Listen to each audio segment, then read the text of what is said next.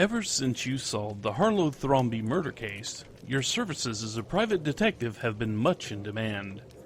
Harlow Thrombey was one of the richest men in town, and it was a surprise when he called you in to help find out who was plotting against his life.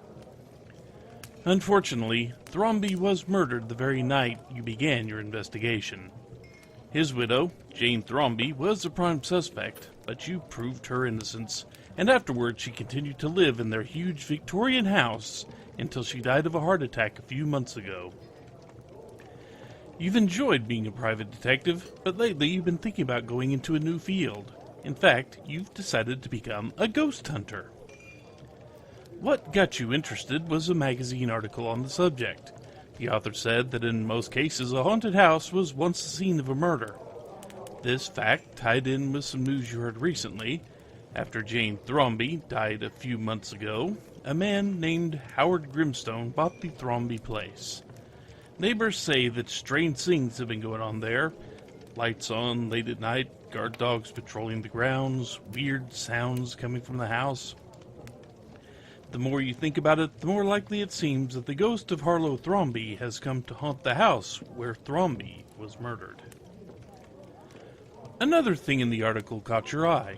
The article said that Professor Zyvac, who is supposed to be one of the world's leading authorities on ghosts, works at the Institute for Occult Studies only a few miles from where you live. The author did not seem to have a high opinion of Dr. Zyvac, however. In fact, he said this: although Dr. Zyvac has interviewed hundreds of people who claim to have seen ghosts, he admits he has never seen a ghost himself. How can he be so sure, then, that ghosts really exist? Doesn't he know that people have a way of seeing what they want to see or what they are afraid of seeing?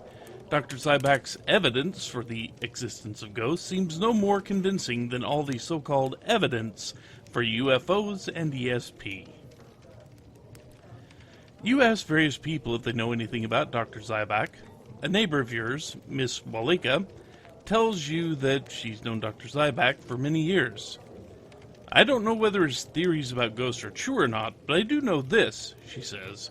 He is an honest man. You wonder whether it would be useful to see Dr. Zyvac or not. If you decide to pay a call on Professor Zyvac, click option A. If you decide to start ghost hunting without delay, click option B.